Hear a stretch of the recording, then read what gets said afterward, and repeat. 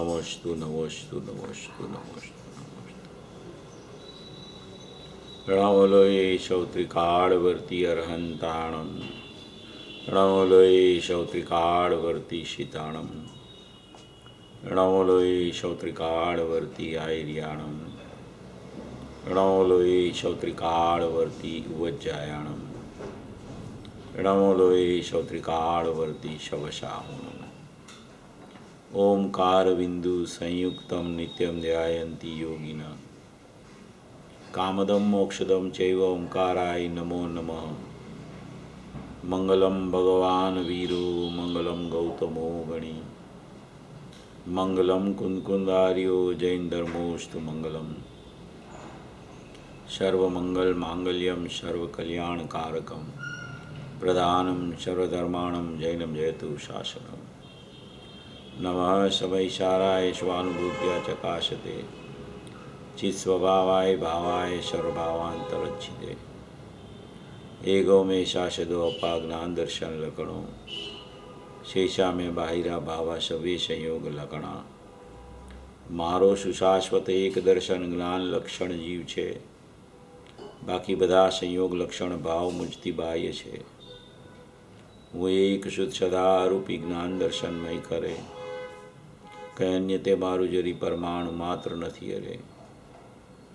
जे जानतो और हंत ने गुण द्रव्य ने पर्यायी पणे, ते जीव जाने आत्म ने तशु मोह पामे लय करे। નથી અપ્રમત કે પ્રમત નથી જે એક જ્ઞાયક ભાવ છે, એ રીત શુદ્ધ કથાય ને જે જ્ઞાત તે તો તે જ છે।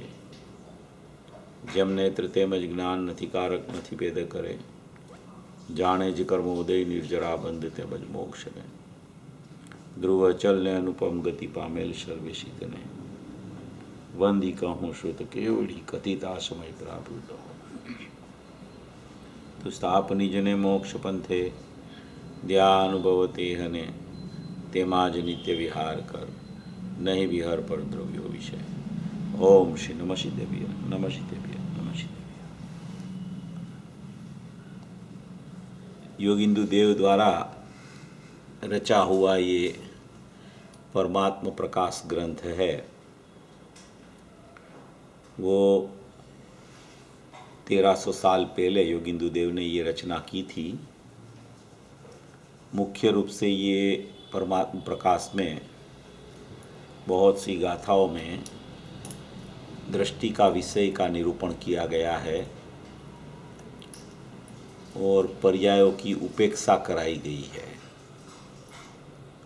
ऐसा ये कोई उत्कृष्ट शास्त्र है परमात्म प्रकाश। उसमें अपनी चर्चा 68 नंबर की 68 गाथा पर चल रही है।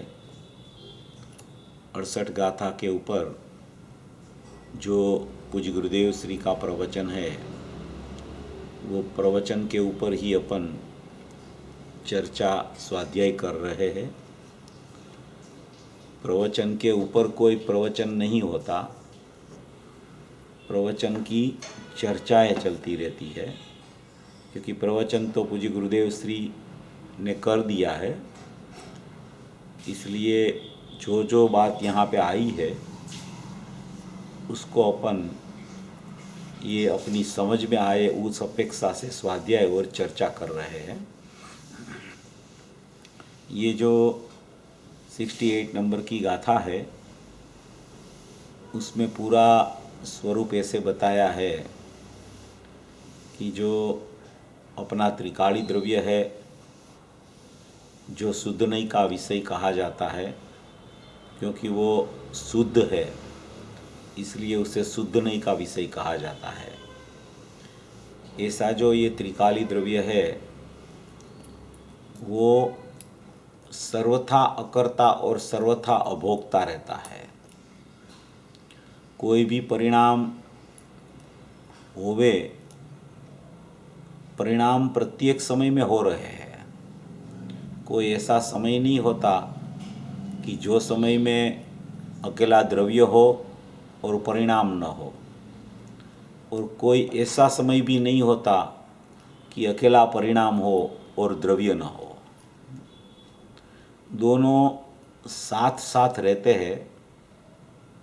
इसलिए ही ऐसा कहा जाता है कि कोई भी परिणाम का कर्ता की भोक्ता, बंध का कि बंध मार्ग का, मोक्ष का कि मोक्ष मार्ग का, उससे आगे बढ़ के उत्पाद व्यय का, क्योंकि उत्पाद व्यय भी प्रति समय होता है, ध्रुव भी प्रति समय रहता है, तो उसका भी कर्ता भगवान आत्मा त्रिकाली द्रव्य दृष्टि का विषय कभी अपना अकर्ता स्वभाव छोड़े तो वो परिणाम का कर्ता बन सके।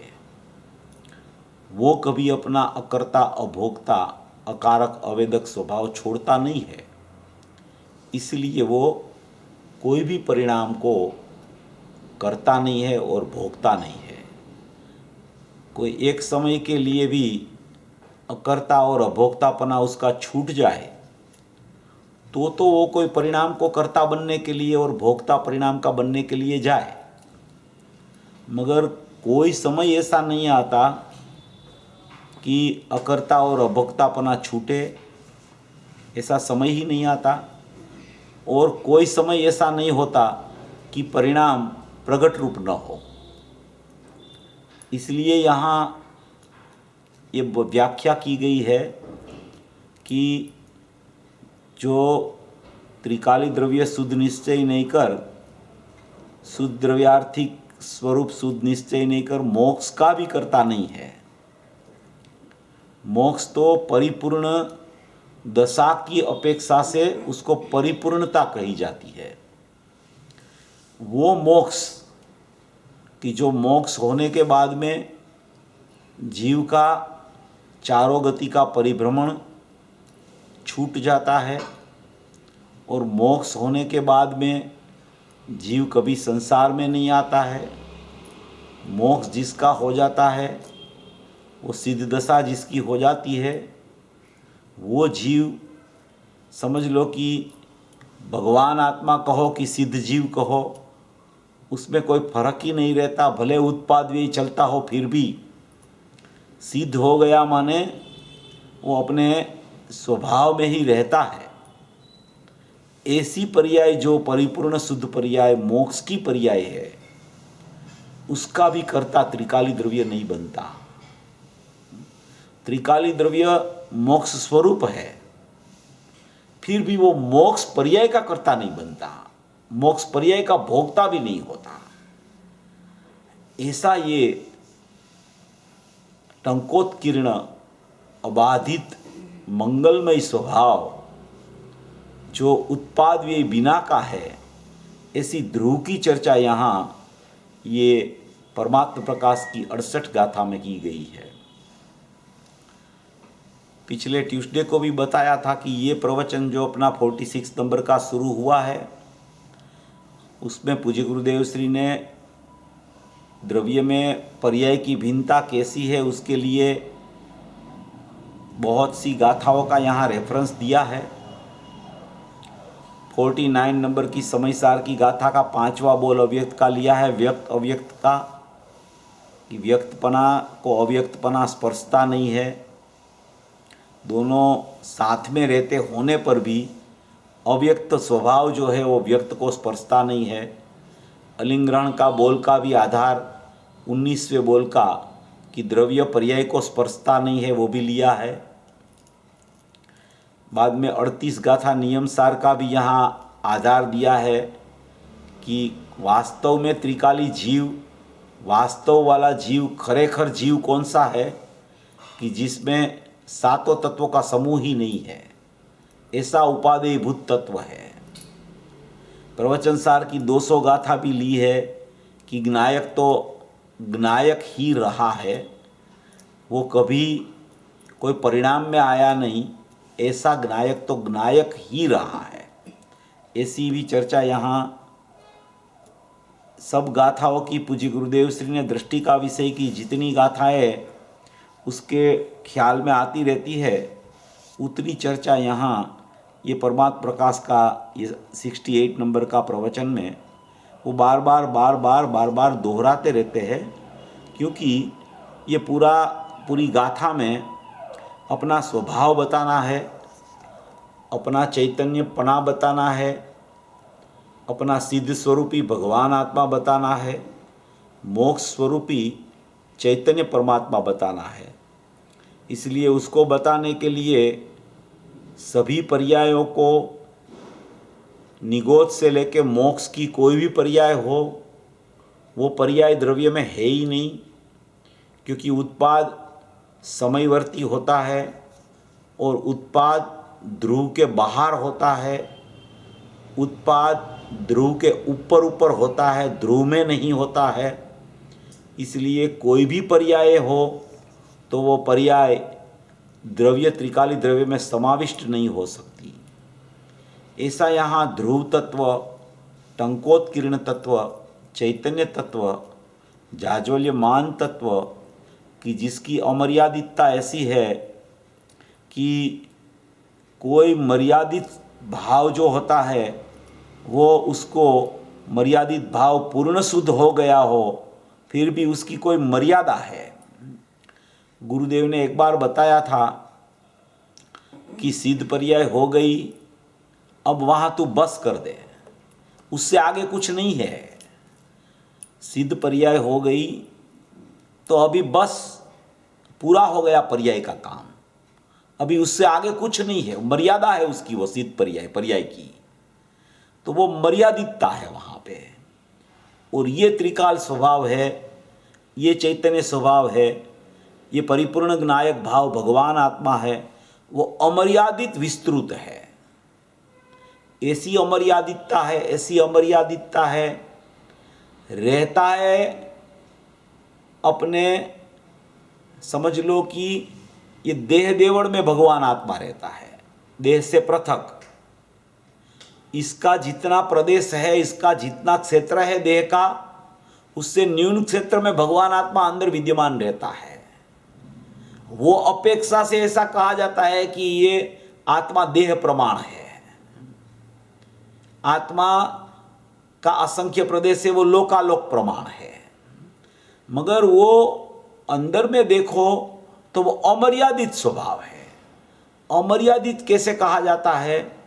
क्योंकि उसकी अनंतता इतनी है, उसमें इतने गुण भरे हुए हैं, उसकी ऐसी असंख्य प्रदेशी समृद्धि है, अनंत गुण में एक एक गुण इतने अमर्यादित है, एक एक गुणों में ऐसा सामर्थ्य पड़ा है कि वो सिद्ध पर्याय तो क्या, अनंती सिद्ध पर्याय भी प्रकट हो जाए तो भी गुणों में कुछ कमी न होवे, ऐसे अमर्यादित गुण अंदर में पड़े हैं। ऐसी कोई अमर्यादितता वाला ये त्रिकाल स्वभाव है, जाज्वल्यमान स्वभाव है, चैतन्य स्वभाव है। वो स्वभाव को पहचानना, वो स्वभाव की कदर करना, वो स्वभाव का स्वरूप समझना, वो स्वभाव का आदर करना, वही सचमुच में वो पर्याय का कर्तव्य है। पर्याय का कर्तव्य क्या होता है कि जो जिसकी पर्याय है उसको पहचाने, वो पर्याय का कर्तव्य होता है। और कुछ कर्तव्य नहीं होता पर्याय का, इतना ही कर्तव्य है कि अपने स्वभाव को पहचान ले। ऐसी यहाँ चर्चा ये पूरी 68वीं गाथा में 3 प्रवचन है पूज्य गुरुदेव श्री के, और एक थोड़ा 15-20 मिनट का आगे वाला प्रवचन है 44 नंबर वाला। तो ये अभी तो अपना ये 44 नंबर वाला 45 समाप्त हुआ है, 46, 47 2 प्रवचन बाकी है। मंजिल बहुत लंबी है, क्योंकि इसमें स्पष्टीकरण भी बहुत है गुरुदेव का। तो अपन तो गुरुदेव का अक्षरस पढ़ के ही चर्चा करते हैं। देखो अभी ये परमात्म प्रकाश भाग 2 अक्षरस प्रवचन पूज्य गुरुदेव श्री के गाथा 68 205 नंबर का पेज पर अपनी चर्चा पिछले ट्यूसडे को पूरी हुई थी। वहाँ से अपन अभी इसको शुरू कर रहे हैं, 205 नंबर के पेज पर है। बहुत सी बातें इसमें ऐसी आती है कि जो अपनी चर्चा बहुत हो गई है, तो अपन उससे आगे बढ़ के अपन अपना शुरू करते हैं कार्य। यहाँ कहते हैं देखो 205 नंबर के पेज पर दूसरा पैराग्राफ है। यहाँ कहते हैं, देखो ऐसा कथन सुनकर शिष्य ने प्रश्न किया कि हे प्रभु, शुद्ध द्रव्यार्थिक स्वरूप शुद्ध निश्चय नहीं कर मोक्ष का भी करता नहीं है। क्या कहते हैं कि शुद्ध द्रव्यार्थिक स्वरूप जो भगवान आत्मा है वो शुद्ध निश्चय नहीं कर मोक्ष का भी करता नहीं है। आत्मा शुद्ध द्रव्य स्वरूप से मोक्ष का करता नहीं, तो ऐसा समझना चाहिए कि शुद्ध निश्चय नहीं कर शुद्ध नहीं कर मोक्ष ही नहीं है। जब मोक्ष नहीं तब मोक्ष के लिए यत्न करना तो वृथा है। मोक्ष का करता ही आत्मा नहीं, शुद्ध निश्चय नहीं कर मोक्ष होता ही नहीं। शुद्ध निश्चय नहीं कर तो त्रिकाली द्रव्य ही है स्वरूप, तो मोक्ष के लिए यत्न करना तो वृथा हो गया। शुद्ध नहीं से मुक्ति नहीं तो मोक्ष का प्रयत्न करना भी नहीं रहा। ऐसा शिष्य का प्रश्न है। शिष्य ने प्रश्न उठाया है कि आप कहते हो कि शुद्ध निश्चय नहीं कर जो अपना त्रिकाली द्रव्य है वो मोक्ष का भी करता नहीं है, तो फिर मोक्ष के लिए हमको पुरुषार्थ करना तो व्यर्थ हो जाएगा, तो फिर हम उसके लिए पुरुषार्थ क्यों करें? ऐसा प्रश्न शिष्य का आया है। शुद्ध नहीं से मुक्ति ही नहीं है तो मोक्ष का प्रयत्न करना रहा ही नहीं, ऐसा शिष्य का प्रश्न है। गाथा बहुत अलौकिक है।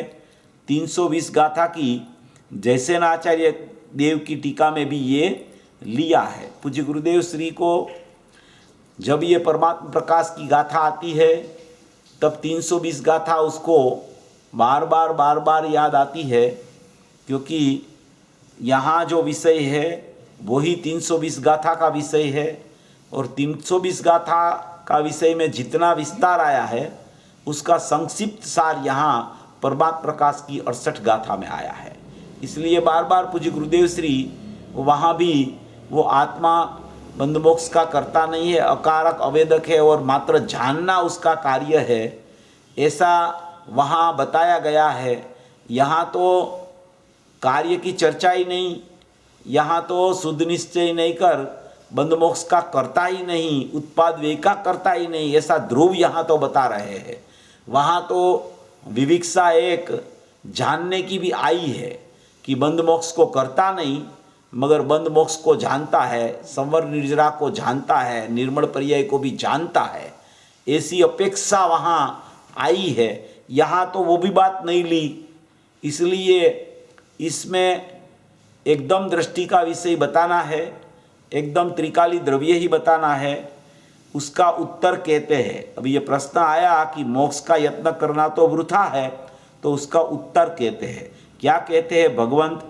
आप कहते हो कि शुद्ध नहीं से द्रव्यार्थिक नहीं से तो आत्मा मोक्ष को भी करता नहीं, बंध को करता नहीं।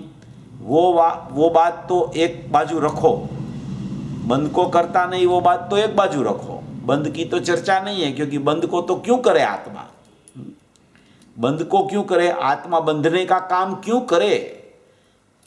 आत्मा जो है चैतन्य वस्तु है, शाश्वत शुद्ध वस्तु है, वो बंधने का कार्य क्यों करे? उसकी तो बात साइड में रख दो, एक बाजू रख दो, वो तो चर्चा ही नहीं यहाँ पे। वो बात तो एक को रख दो, एक तरफ रख दो, मगर मोक्ष को भी नहीं करता है। क्या कहते हैं? मोक्ष को भी नहीं करता है, तो मोक्ष का प्रयत्न करना तो वृथा हो गया, क्योंकि मोक्ष स्वरूप भगवान आत्मा है। वो करे तो क्या करे कि मोक्ष को करे, बंध को ना करे और मोक्ष को करे, तो कि यहाँ तो ये बात भी नहीं है, मोक्ष को भी नहीं करता है, मोक्ष का भी करना, मोक्ष का भी वो नहीं करता है, तो मोक्ष का प्रयत्न करना तो वृथा हो गया। माने कि मोक्ष का प्रयत्न करना रहा ही नहीं, फिर तो आत्मा मोक्ष भी करता नहीं तो मोक्ष का प्रयत्न तो वृथा हो गया। समझ में आया? उसका उत्तर, मोक्ष है वह बंधपूर्वक है। बंधपूर्वक है माने कि बंध का अभाव जब होता है तब मोक्ष की प्राप्ति होती है। इसलिए जहाँ बंध है वहाँ ही बंध का अभाव होके मोक्ष होता है। बंध कहाँ है? तो कि एक समय के परिणाम में है, और वो एक समय का परिणाम का व्यय हो जाता है और दूसरी पर्याय प्रकट होती है, उसमें मोक्ष हो जाता है। जब तक वो मोक्ष नहीं होता तब तक बंध की प्रक्रिया चलती रहती है, और भाव मोक्ष जब केवली भगवान को हो जाता है तब बंध की प्रक्रिया समाप्त हो जाती है।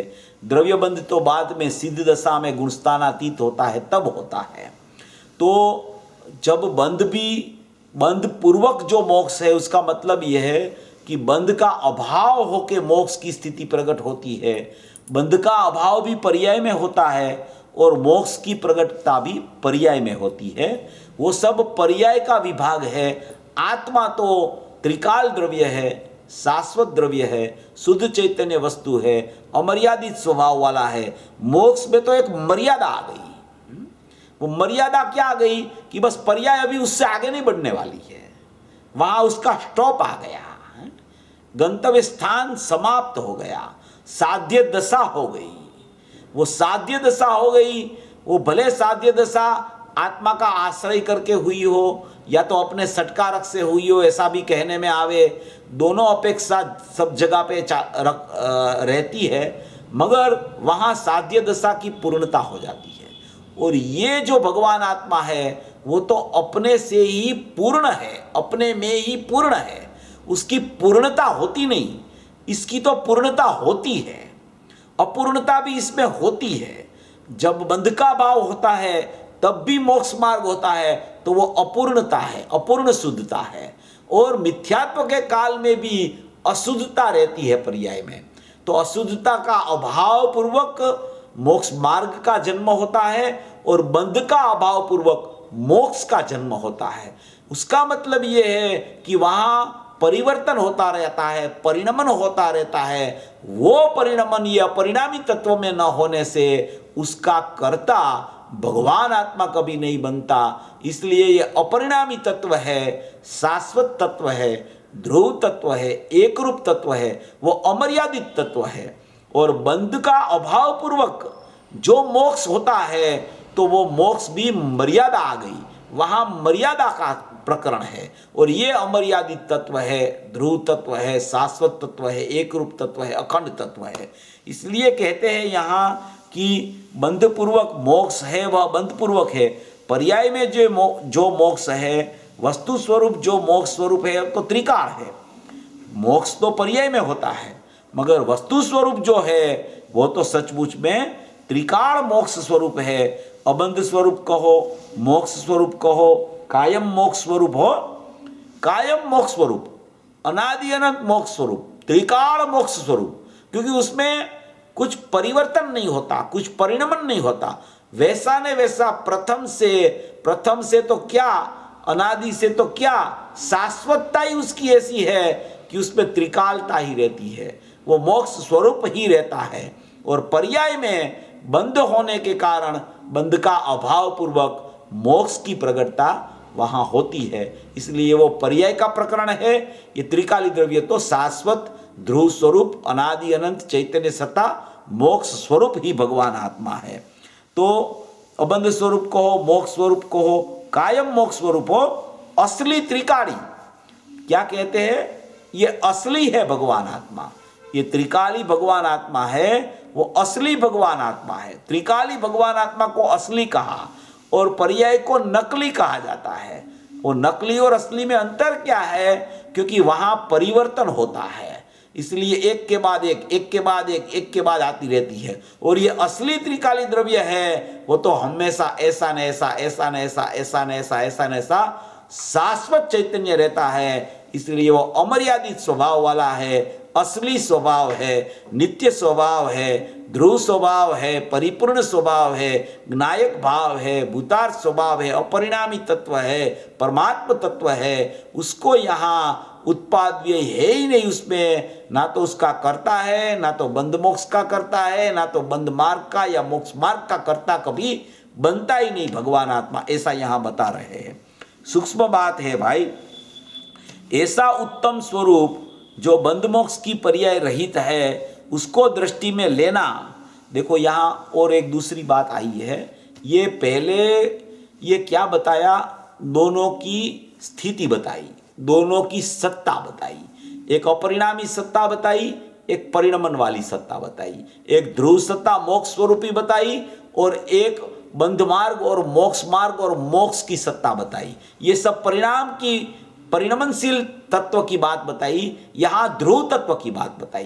पहले दोनों को निरपेक्ष देखना सिखाया कि ये जो परिणाम है वो इसमें नहीं है और ये परिणाम इसमें नहीं है ध्रुव में, इसलिए ये ध्रुव इसका कर्ता नहीं है। ये पहले में पहले निर्णय की भूमिका में ये पहले में पहले उसका ख्याल उसको आ जाना चाहिए। जब तक ये ख्याल में नहीं आता तब तक तो वो दृष्टि भी कहां करे, कहां दृष्टि करे, पर्याय दृष्टि होती रहती है जब तक ये ख्याल में नहीं आता। तो वो उसीलिए ये यहां कह रहे हैं कि दोनों की सत्ता को पहले में पहले तू भिन्न भिन्न रूप समझ ले। जब तक तू ये दोनों सत्ता को भिन्न भिन्न रूप नहीं समझेगा तब तक तेरी दृष्टि द्रव्य पर नहीं जाएगी और एक रूप तू दोनों को मानता रहेगा द्रव्य पर्याय को, तो तेरी दृष्टि उस तरफ चलेगी, तो तेरी दृष्टि में मिथ्यात्व कभी जाएगा नहीं। इसलिए द्रव्य पर्याय की भिन्नता सबसे पहले में पहले जीव को समझने के लिए यहाँ ये दृष्टि का विषय की चर्चा और परिणाम का दृष्टि का विषय में अभाव की चर्चा पहले में पहले बता के वे दोनों भाव अलग अलग पहले बता दिए हैं। अभी दूसरी बात कर रहे हैं, वो दोनों भाव बताए फिर अभी दूसरी बात कर रहे हैं। देखो ये फिर कहते हैं कि ऐसा उत्तम स्वरूप, ऐसा उत्तम स्वरूप, उत्तम माने इसके जैसा कोई स्वरूप ही नहीं है, ये अनुपम तत्व है। अनुपम तत्व, उत्तम तत्व, अनुपम माने उसकी किसी को उपमा ही नहीं दी जाती, किसी की उपमा उसको नहीं दी जा सकती क्योंकि वो अनुपम तत्व है? अकर्ता स्वभाव है, ज्ञायक भाव है, अनुपम तत्व है, वो उत्तम तत्व है, वो शुद्ध तत्व है। पर्याय में तो अशुद्धता होती है और नई शुद्धता प्रकट होती है, ये तो प्रथम से ही शुद्ध है। इसलिए ये तत्व और ये तत्व को पहले में पहले भिन्न समझ लिया, बाद में ये प्रकरण उठाते हैं कि ऐसा उत्तम स्वरूप जो बंध मोक्ष की पर्याय से रहित है, ऐसा उत्तम स्वरूप है, त्रिकार स्वरूप है, भगवान चैतन्य स्वरूप ही है, जो ज्ञायक भाव है, वह उत्तम स्वरूप बंध मोक्ष की पर्याय से रहित है। उसको दृष्टि में लेना, उसको दृष्टि में लेना, उसको दृष्टि में लेना, उसका मतलब क्या है कि दृष्टि की स्थापना त्रिकाली द्रव्य में करना। उसको दृष्टि में लेना उसका मतलब कि दृष्टि की स्थापना त्रिकाली द्रव्य में करना कि मैं त्रिकाली द्रव्य चैतन्य परमात्मा हूं, उसका नाम उसको दृष्टि में लेना वो कितना पुरुषार्थ है ये गुरुदेव बता रहे हैं। उसको दृष्टि में लेना वो कितना पुरुषार्थ है। त्रिकाली द्रव्य में पर्याय नहीं है और पर्याय में त्रिकाली द्रव्य नहीं है, द्रव्य द्रव्य में है और पर्याय पर्याय में है। ये दोनों विभाग पहले बता के, ये दोनों विभाग जिसमें ख्याल आ जाता है जिसको, उसको पहले तो ख्याल में लेने में बहुत बड़ा पुरुषार्थ है। अभी ख्याल में आया, बाद में दृष्टि कहाँ रखना, ये सबसे बड़ा पुरुषार्थ है। ऐसा कह रहे गुरुदेव कि ये पर्याय से रहित जो उत्तम स्वरूप है उसको दृष्टि में लेना है। कहने में तो आवे कि भाई उसकी दृष्टि कर लो, उस पर अपनी दृष्टि जमा दो, हैं? सोगानी जी भी कहते हैं कि दृष्टि का विषय पर दृष्टि करो। अपन ने पिछली बार 532 नंबर का बोल भी लिया था कि अहम कर दो, द्रव्य में अहम को स्थाप दो, हैं?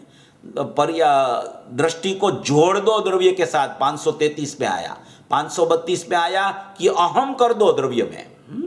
तो ये क्या है, अहम करो, दृष्टि को जोड़ दो द्रव्य में, ये क्या कहना चाहता है? दृष्टि क्या है?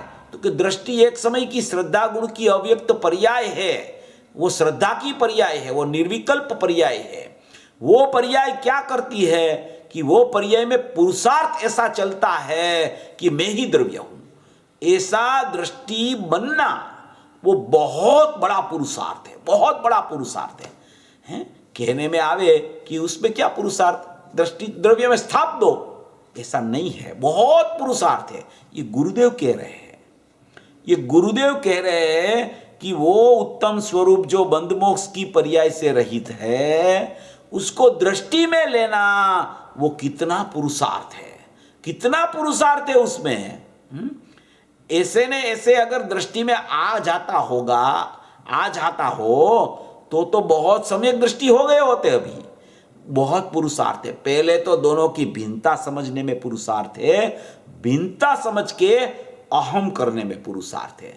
अहम करना, वो अहम करती है पर्याय, और पर्याय अपनी पर्याय पना भूल जाती है, पर्याय पना भूल जाती है, और पर्याय में द्रव्य हूं ऐसा अहम कर लेती है।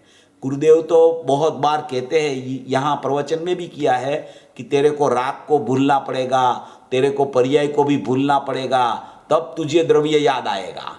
पर्याय, राग को भूलना पड़ेगा और पर्याय को भूलना पड़ेगा, उसका मतलब ये है कि उसकी प्रीति छोड़नी पड़ेगी तेरे को, है। पर्याय तो जाने वाली नहीं कहीं, पर्याय तो सदाई रहने वाली है, मगर पर्याय की प्रीति, पर्याय का प्रेम, पर्याय की दृष्टि, पर्याय का अहम, पर्याय का वलन है, उसको तुझे छोड़ना पड़ेगा।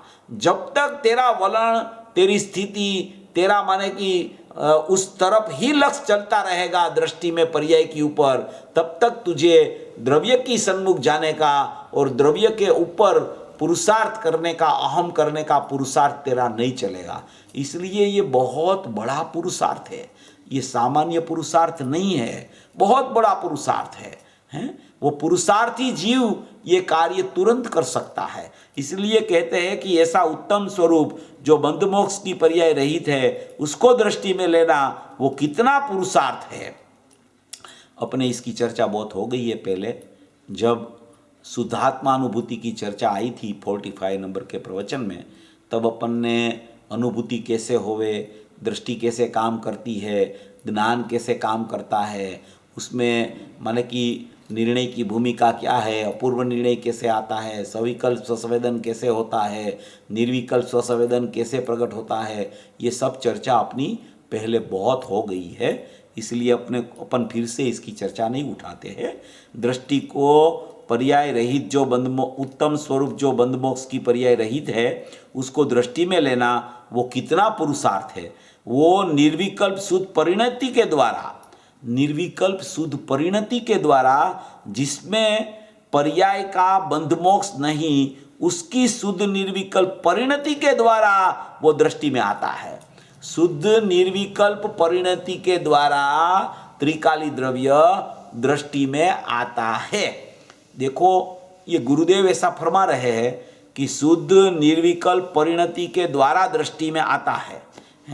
तो अभी शुद्ध निर्विकल्प परिणति क्या और दृष्टि कैसे बने, बंध मोक्ष क्या और त्रिकाली द्रव्य का क्या, ये पूरी बात यहाँ पे पूज्य गुरुदेव श्री ने उठाई है।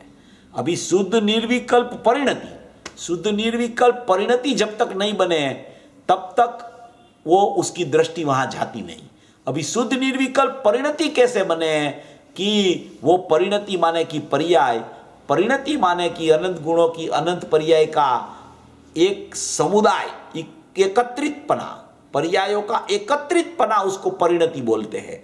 और वो परिणति जब शुद्ध होवे तो शुद्ध परिणति मैं ये द्रव्य हूं ऐसा अहम करे, उसका नाम दृष्टि है। वो अहम दृष्टि करती है, अनंत गुण की अनंत पर्याय साथ में परिणति रूप बन जाती है। निर्विकल्प परिणति हुए बिना शुद्धात्मा की दृष्टि बिल्कुल होती नहीं है। देखो, लगता बहुत सरल है, अनुभूति लगती बहुत सरल है कि भाई पर्याय भिन्न है, द्रव्य भिन्न है, पर्याय क्रमबद्ध है, फिर अपने को पर्याय को देखने का क्या है जरूरत, क्रमबद्ध ही तो है सब। फिर आप क्रमबद्ध को ही मानोगे नहीं तो फिर तो आपको द्रव्य ख्याल में भी कैसे आएगा, तो पर्याय दृष्टि ही रहेगी। तो अभी यहाँ जो बता रहे हैं वो क्रमबद्ध की चर्चा तो क्रमबद्ध की जगह पे होती ही है, उसमें तो कोई क्रमबद्ध पर्याय को तो कोई फिरा नहीं सकता, मगर निशुद्ध निर्विकल्प परिणति के द्वारा दृष्टि में आता है त्रिकाली द्रव्य। तो वो शुद्ध निर्विकल्प दृष्टि के द्वारा अभी दृष्टि बने तो वो ऐसी दृष्टि, उसमें अनंता पुरुषार्थ है। द्रव्य को माने कि अपनी एक समय की पर्याय में परिणति बना के उसको कब्जे करना द्रव्य को, वो बहुत बड़ा पुरुषार्थ है। और वो पुरुषार्थ पर्याय में चलता है, पर्याय में ही पुरुषार्थ चलता है, मगर पर्याय में ऐसा पुरुषार्थ चलना चाहिए कि मैं त्रिकाली द्रव्य हूँ, ये पुरुषार्थ नहीं चलता है। ये पुरुषार्थ क्यों नहीं चलता है? क्यों नहीं चलता है? क्योंकि वो पर्याय की नजर बाहर है। जब तक बाहर से नजर नहीं उठती तब तक वो पर्याय में त्रिकाली द्रव्य की नजर नहीं बनती। अभी वो नजर बनाने जाता है द्रव्य की कि मैं शुद्ध हूं, मैं अखंड हूं, मैं ज्ञायक हूं, मैं ध्रुव हूं, मैं परमात्मा हूं, मैं चैतन्य तत्व हूं, मैं त्रिकाल हूं, मैं अनादि अनंत हूं, मैं एक रूप हूं, मैं अखंड हूं, निर्लेप हूं, निर्बोझ हूं, अमर्यादित हूं, वस्तु स्वाभाविक वस्तु हूं। ऐसा वो दृष्टि बनाना का पुरुषार्थ कर रहा है। मगर क्यों बनती नहीं दृष्टि? तो कि अनादि से अज्ञानी जीव का उपयोग बाहर भटक रहा है। वो बाहर भटक रहा वाला उपयोग जब तक मर्यादा में नहीं आता तब तक दृष्टि द्रव्य पर नहीं जा सकती। ये बहुत बड़ा टर्निंग पॉइंट यहां आता है। 144 गाथा में सबसे पहले आचार्य भगवान ने जो पक्षातिक्रांत होने की विधि बताई, उसमें सबसे पहले टीका में लिख दिया कि सबसे पहले तो ज्ञान स्वभावी आत्मा का निर्णय कर, माने कि निश्चय कर। सबसे पहले ज्ञान स्वभावी आत्मा का निश्चय कर, पहली बात। दूसरी बात ये कही, वो ज्ञान स्वभावी आत्मा का निर्णय और निश्चय करने का जो ऊपर आया ना ये प्रकरण कि द्रव्य द्रव्य में है और पर्याय पर्याय में है, द्रव्य और पर्याय की सत्ता पृथक पृथक है। ये पहले निर्णय कर ले कि ज्ञान स्वभावी आत्मा का पहले निर्णय करके उसमें पर्याय नहीं है, ये पहले निर्णय कर। फिर उसने बहुत सी अच्छी बात बताई, उसमें इतनी अच्छी बात बताई, थोड़ी मैं आपको वो बात बताता हूँ, थोड़ा आप अपने को ख्याल में आवे कि आचार्य भगवान अपने लिए कितना कितना काम करके गए हैं। पूज्य गुरुदेव श्री ने कितना उसको खोल के अपने सामने रखा है, और ये इतना विस्तार करके गए, इतना विस्तार करके गए, और अपन खाली इतना ही समझ दे कि द्रव्य पृथक है, पर्याय पृथक है, अभी क्या इसमें पुरुषार्थ है, ये तो हो ही जाएगा काम अपना। ऐसे नहीं है। पहले निर्णय होता है, निर्णय के बाद में वो निर्णय वाला ज्ञान काम करता है, फिर दृष्टि बनने का पुरुषार्थ चलता है। देखो यहाँ लिखा है, प्रथम 144 गाथा पढ़ता हूँ थोड़ा। प्रथम श्रुत ज्ञान का अवलंबन से ज्ञान स्वभावी आत्मा का निश्चय करके, प्रथम क्या करना? श्रुत ज्ञान का अवलंबन से माने द्रव्य श्रुत, माने कि शास्त्र जिनवाणी, उसका अवलंबन माने कि उसमें जो बताया है ऐसा भगवान आत्मा का, ज्ञान स्वभावी आत्मा का निश्चय करना। सबसे पहले ये निर्णय, वो निर्णय क्या कि जो अभी बताया परमात्मा प्रकाश के प्रवचन में कि द्रव्य में कोई बंध मोक्ष की पर्याय नहीं है, कोई बंध मोक्ष का करता नहीं, कोई उत्पाद व्यय का करता नहीं। वो पहले निर्णय होता है कि ऐसा त्रिकाली द्रव्य है कि जिसमें कोई पर्याय नहीं है, और वो पर्यायों का कर्ता त्रिकाली द्रव्य नहीं है। वो पहले निर्णय होता है। ये निर्णय के बिना तो पहले काम शुरू ही नहीं होता। सबसे पहला ये निर्णय होता है। दोनों की पृथक पृथकता का निर्णय पहले आता है। दोनों की पृथक पृथकता निर्णय में आई, वहां खत्म नहीं हो जाती है बात, समझना। वहां कार्य पूरा नहीं होता है। कार्य तो वो समझ में आई, फिर दृष्टि द्रव्य पर पड़े तब कार्य पूरा होता है, तब कार्य में सम्यकता आती है।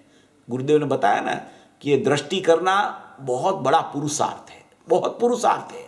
निर्विकल्प परिणति द्वारा दृष्टि में लेना द्रव्य को, वो पुरुषार्थ है, ऐसा बोला गुरुदेव ने। ये बात तो समझ में आई, द्रव्य पर यह भिन्नता है, सबको मालूम है। गुरुदेव का प्रवचन जो सुनता है, बहुत कोई वक्ता को भी सुनता है, तो उसको पता है द्रव्य भिन्न है, पर्याय भिन्न है।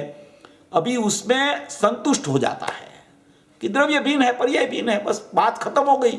अभी क्या, कुछ नहीं है, द्रव्य भिन्न है और पर्याय भिन्न है। जो हो रहा है वो पर्याय में हो रहा है, और कुछ नहीं हो रहा है वो द्रव्य में हो रहा है। बस अपना काम हो गया, कि नहीं हुआ काम तो क्या हमको काम की जरूरत नहीं, हमको सम्यक दर्शन की जरूरत नहीं, हमको पुरुषार्थ की जरूरत नहीं। तो क्या भैया, ऐसा नहीं होता है।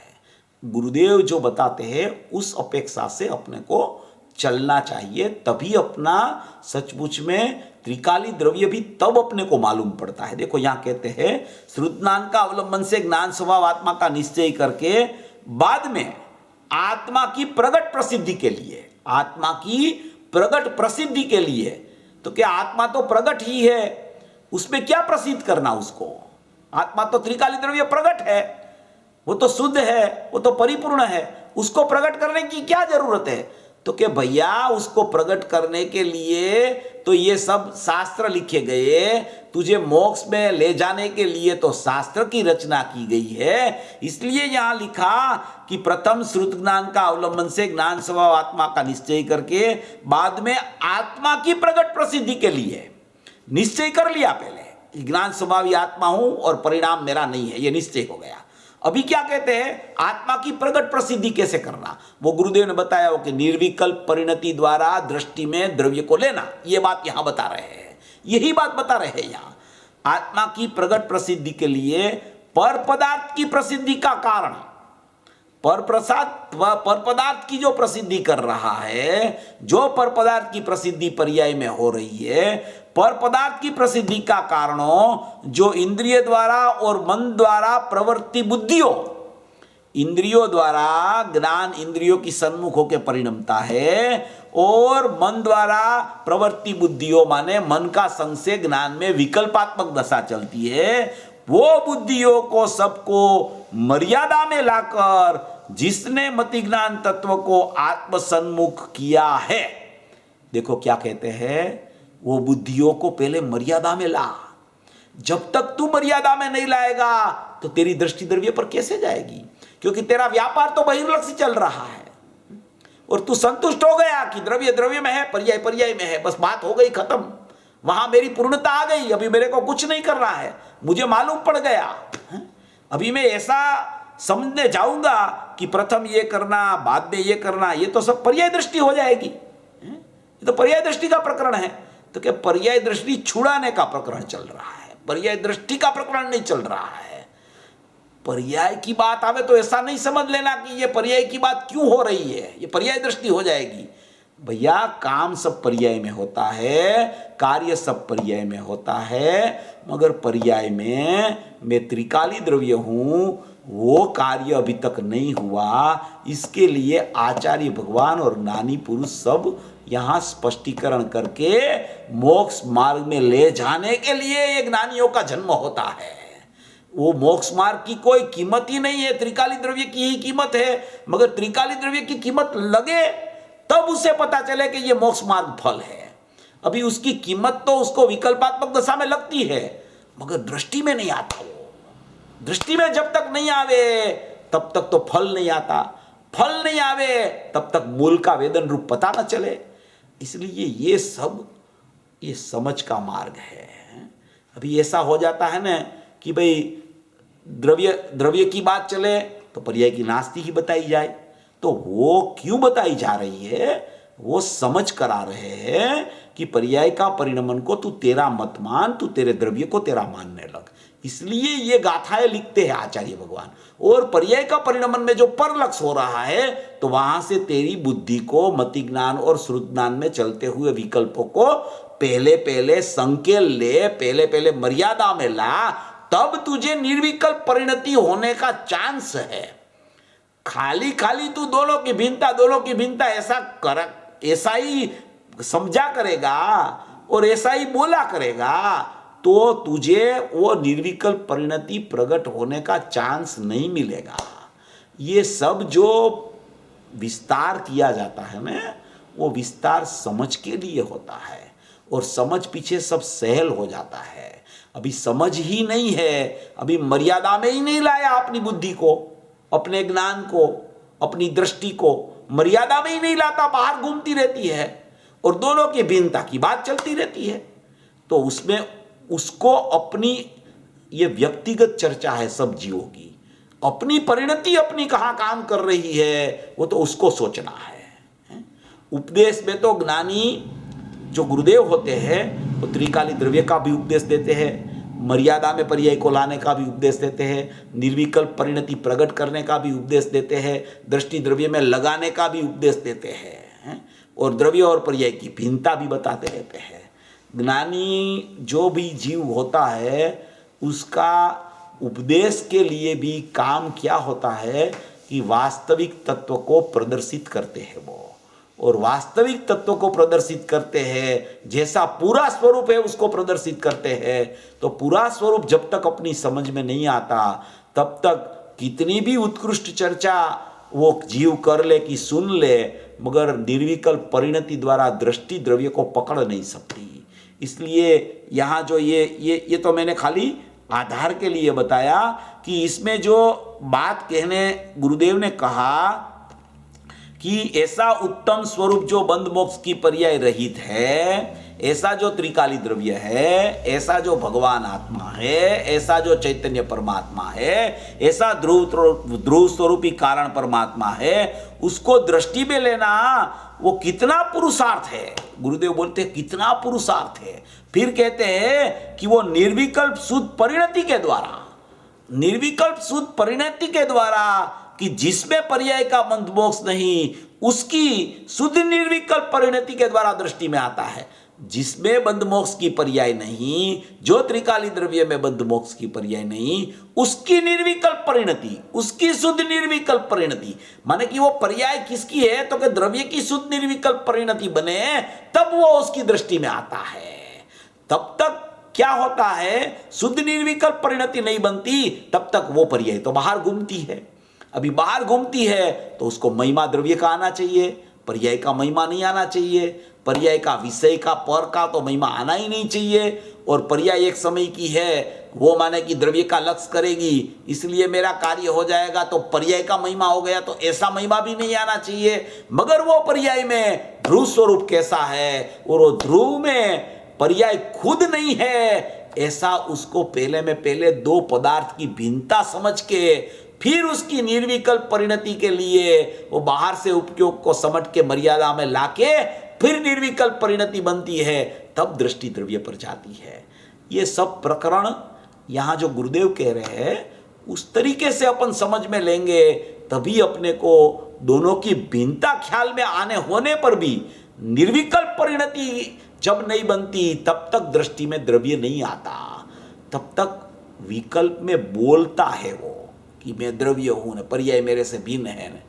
अभी क्या है कि ये सब न्याय से अपने ज्ञान में बैठना चाहिए, खाली शब्द से नहीं कि द्रव्य भिन्न है, पर्याय भिन्न है, द्रव्य क्रमबद्ध है, पर्याय क्रमबद्ध है, द्रव्य तो शुद्ध है, बस यही इतना ही काम है और कुछ काम ही नहीं है। तो कि और कुछ नहीं है काम, और कुछ है ही नहीं काम। मगर ये भिन्नता बैठनी, वो कैसे बैठती है? निर्विकल्प परिणति द्वारा बैठती है। निर्विकल्प परिणति जब तक नहीं बनती कि मैं शुद्धात्मा हूं, तब तक दृष्टि नहीं लगती वहां। तो दृष्टि जब तक न लगे तब तक वो शुद्धात्मा उसको बोलता तो है, मगर वो वेदन रूप ख्याल में नहीं आवे ने, तब तक शुद्धात्मा कैसा है वो पता ही नहीं चलता, और तब तक भिन्नता, वास्तविक भिन्नता भाषित नहीं होती। बोलने में आ जाता है, विकल्प में आ जाता है, अनुमान में भी आ जाता है, मगर परिणति द्वारा वास्तविक भिन्नता भाषित होती है कि द्रव्य द्रव्य रूप है और पर्याय पर्याय रूप है। इसलिए यहाँ बता रहे हैं कि वो निर्विकल्प शुद्ध परिणति द्वारा, जिसमें पर्याय का बंध मोक्ष नहीं, उसकी शुद्ध निर्विकल्प परिणति के द्वारा वो दृष्टि में आता है। समझ में आया पोपट भाई? ऐसी बात है, हम भी करते थे, हम भी दुकान पर बैठते थे कॉलेज में, तो सामायिक करते थे पर्यूषण में। वो 8 दिन पर्यूषण के आते थे शाम को, तो प्रतिक्रमण 8 दिन में 4 तो उपवास करते थे, 4 दिन तो उस टाइम पे 64-65 संवत में वो साल में दीक्षा तो 70 में ली थी, मगर उससे पहले भी, दीक्षा के पहले भी हम तो ये 4 दिन तो उपवास करते थे और 8 दिन तो पर्यूषण का जो प्रोग्राम था वो करते थे। और 8 दिन में 4 उपवास करते थे। चौबियारा माने पानी ले लेना, दुकान धंधे तो बैठना पड़े, दुकान में तो बैठना पड़ता था, फिर भी हम बिना पानी वाला उपवास 4 दिन 8 दिन में से करते थे। ऐसा पूज्य गुरुदेव श्री अपनी बात यहाँ बता रहे हैं कि पूर्व में हमारी स्थानकवासी संप्रदाय में साधु नहीं बने थे, उससे पहले भी हमारी वैराग्य की स्थिति तो ऐसी चलती थी कि हमको पूरे दिन में आहार तो नहीं लेते थे, मगर पानी का एक बिंदु भी हम नहीं लेते थे। ऐसा 24 उपवास हम करते थे जब हम स्थानकवासी संप्रदाय में थे, साधु नहीं बने थे, मगर हमारा धर्म वो चलता था। तब भी हमारी क्रिया ऐसी चलती थी। माने कि ये बचपन से ही संस्कारी जीव, पूर्व के संस्कार लेके आया हुआ ये जीव पूज्य गुरुदेव श्री का, उसकी पहले से ही संस्कार कितना था, कैसी स्थिति उनकी पहले से ही थी। ऐसे कोई वैराग्य प्रेरक संदेश देने वाले ये धर्मपिता और ज्ञान की मस्ती में रहने वाले धर्मपिता, उसकी ज्ञान और वैराग्य शक्ति जब प्रकट हुई तब तो उसका जो निरूपण आने लगा उसके बाद में, वो तो गजब का आने लगा। ऐसी कोई पूज्य गुरुदेव श्री की ये बात है। वो मुमुक्षु कहते हैं कि उस दिन के पुण्य अभी भी काम में आते हैं। उस दिन जो आपने पुण्य का बंद किया था वो अभी काम में आते हैं। पूज्य गुरुदेव श्री को ऐसा श्रोता कहते हैं। तो गुरुदेव कहते हैं कि वो तो सब भ्रमणा थी, हम ऐसे मानते थे कि हम धर्म करते हैं, मगर वो तो साधारण शुभ भाव था, मिथ्यात्व सहित का, और ग्रहित मिथ्यात्व था। देखो ये क्या प्रकरण कह रहे हैं गुरुदेव। गुरुदेव अपनी बात निखालसता से, निर्दोषता से जाहिर में कहते हैं कि वो तो साधारण शुभ भाव था, हम मानते थे कि ये धर्म है, और वो मिथ्यात्व सहित था। और बाद में एक शब्द बोले हो कि ग्रहित मिथ्यात्व था। वो पंथ में ग्रहित मिथ्यात्व होता है, ऐसा बोल रहे हैं कि वो तो ग्रहित मिथ्यात्व था। माने कि ग्रहित मिथ्यात्व भी नहीं गया था वहाँ हमारा। ये कुदेव, कुगुरु, कुशास्त्र को मानना और वो पंथ में चलना, उसका नाम ग्रहित मिथ्यात्व है। और अग्रहित तो अनुभव के काल में जाता है, ग्रहित तो उपदेश से चला जाता है। तो ऐसा ये गुरुदेव का ग्रहित मिथ्यात्व तो चला गया और अग्रहित मिथ्यात्व भी चला गया, और वो सम्यक दृष्टि हो गए। फिर कहते हैं कि स्थानकवासी की श्रद्धा थी, वो तो ग्रहित मिथ्यात्व था। छोटी उम्र में हम तो 1964 की साल से शास्त्र पढ़ते थे, 65 से तो रात्रि का आहार पानी का त्याग था, 65 की साल से रात्रि आहार पानी नहीं लेते थे, दुकान पर भी नहीं लेते थे। मगर ये सब ग्रहित मिथ्यात्व की भूमिका में ऐसा शुभ भाव था, शुभ भाव चलता था, मगर श्रद्धा की अपेक्षा से मिथ्यात्व था ग्रहित, और चारित्र की अपेक्षा से शुभ भाव चलता था, ऐसा कह रहे हैं। वो 206 नंबर का पेज। ये चीज़ तो ये चीज़ तो माने कि ये चीज़ माने ये दिगंबर दर्शन तो, माने कि योगिंदु देव का परमात्मा प्रकाश तो, कुंदकुद आचार्य का सब शास्त्र तो, वो तो कहाँ उस टाइम था, ऐसा कहना चाहते हैं। ये चीज़ तो कहते हैं कि जिसकी पर्याय में बंध मोक्ष है वो द्रव्य में बंध मोक्ष नहीं।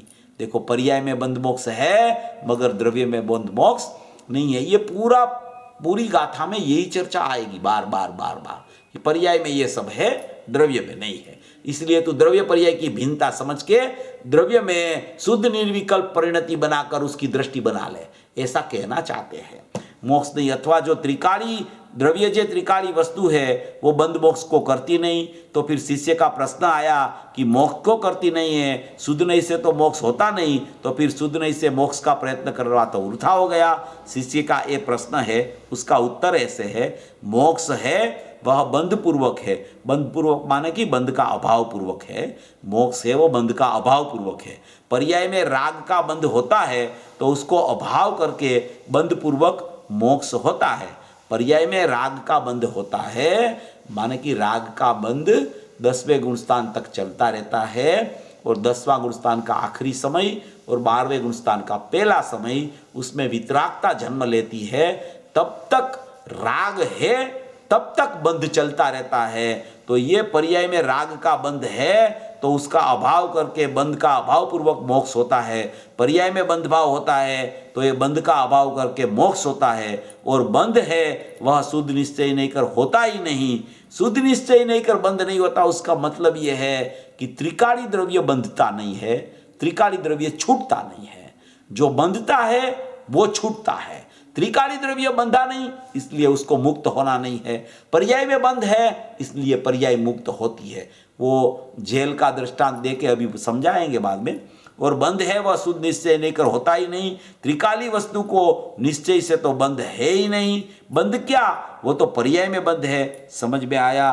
बाहर की चीजों का आकर्षण है तब तक तो अज्ञान भाव है। देखो ये बार बार चेतावनी दे रहे गुरुदेव, बाहर की चीजों का आकर्षण है तब तक तो अज्ञान भाव है। इसलिए वो आकर्षण से तू आकर्षित मत हो, पर्याय का प्रेम में भी तू मत पड़, पर्याय की प्रीति भी मत कर, क्योंकि पर्याय की प्रीति का नाम ही सचमुच में मोह और मिथ्यात्व और रागादि भाव है। इसलिए पर्याय की प्रीति करता है, वो पर्याय के ख्याल में आने वाला पर पदार्थ है, उसकी ही प्रीति उसको चलती रहती है। इसलिए यहाँ कहते हैं कि बाहर की चीज़ों का आकर्षण है, तब तक तो अज्ञान भाव है, वो वस्तु में नहीं है। ओहो, यहाँ तो कहते हैं कि बंध है वो मोक्ष पूर्वक होता है। बंध मोक्ष पूर्वक होता है माने कि वो मोक्ष जो है वो जब होता है तब बंध का अभाव पूर्वक होता है, ऐसा समझना। गुरुदेव की भाषा में जो भी आया है, बंध है वो मोक्ष पूर्वक होता है, मोक्ष पूर्वक कोई बंध बनता नहीं है, बंध का अभाव पूर्वक मोक्ष होता है, ऐसा कहना है। मगर ये तो पर्याय में बंध है तो मोक्ष पूर्वक होता है, वस्तु में तो निश्चय से बंध नहीं। वस्तु में बंध कैसा? द्रव्य में बंध हो तो उसका अभाव हो जाए। द्रव्य में ही अगर द्रव्य ही बंध जाए तो द्रव्य का ही अभाव हो जाए, वो बंध वाला हो जाए द्रव्य, तो मुक्ति किसके आश्रय से होवे फिर? तो क्या शुद्ध निश्चय नहीं कर मुक्ति तो हमको करनी ही नहीं है, फिर मुक्ति की क्या जरूरत है? तो कि ऐसा नहीं है, जब द्रव्य कभी बंधता नहीं है इसलिए द्रव्य को मुक्त होना नहीं है। मुक्ति और बंध सब पर्याय में है, द्रव्य तो सदाई मुक्त है, सदाई मुक्त है, वो मुक्त ही रहता है, ऐसा यहाँ कहना चाहते हैं कि द्रव्य तो मुक्त ही रहता है, वस्तु में तो निश्चय से बंध मोक्ष नहीं। वस्तु में बंध कैसा? द्रव्य में बंध हो तो उसका अभाव हो जाए, समझ में आया? पर्याय में बंध हो तो पर्याय में विकार दशा उत्पन्न हो। वस्तु तो वस्तु है, वस्तु जो है वो तो निश्चय से बंध रूप हो तो उसका अर्थ क्या हुआ कि वस्तु ही बंध में आ गई तो वस्तु ही रहती नहीं। मगर ऐसा तो है नहीं, निश्चय से वस्तु में बंध है ही नहीं, सूक्ष्म बात है। देखो ये द्रव्य और पर्याय की भिन्नता ही पूरी बता रहे हैं। फिर श्रोता कहते हैं कि ध्यान रखे तो समझ में आवे, तो क्या ध्यान रखे तो समझ में आवे, बात सच्ची है। अरे उसको कब टाइम मिले, जन्म मरण करके देखो। ये फिर वो कुत्ता जिसको काटा था ना, उसका दृष्टांत देके वो बात पूरी करके कहते हैं कि पागल कुत्ता है, उसको करड़ता है ना, तो अज्ञानी भी पागल है, राग की एकता बुद्धि करने वाला पागल ही है। देखो ये पूरा प्रकरण जो यहाँ कहने में आ रहा है, पूरी बात जो चल रही है उसमें पूरा द्रव्य पर्याय की भिन्नता बता रहे हैं। और द्रव्य पर्याय की भिन्नता समझ लो कि ख्याल में आ गई तो नियम से उसको शुद्ध परिणति दृष्टि का विषय दृष्टि में आता ही है। पहले द्रव्य पर्याय की भिन्नता नहीं ख्याल में आवे तो उसको विषय दृष्टि कहाँ करना वो पता ही नहीं चलता। अभी वो ख्याल में आ जावे तो उसका दृष्टि बाहर से संकेल कर उसकी दृष्टि को और ज्ञान को मर्यादा में ला के वहाँ उसकी दृष्टि द्रव्य पर चली जाती है। मगर जब तक पहले वो बंध और मोक्ष जहाँ चलता है और बंध मोक्ष से रहित त्रिकाली द्रव्य है, ऐसी भिन्नता ही ख्याल में नहीं आती, तो फिर ये दृष्टि भी कि ज्ञान भी वो मर्यादा में आया, फिर जाएगा कहाँ? तो कि वो मर्यादा में आएगा तब उसको ये पता नहीं होगा कि द्रव्य और पर्याय का भिन्न भिन्न स्वरूप क्या है, तो द्रव्य पर भी कैसे न्योछावर होगा, द्रव्य पर भी वो पर्याय कैसे अहम करके चली जाएगी। मगर ये दोनों की भिन्नता तो प्रथम में प्रथम है।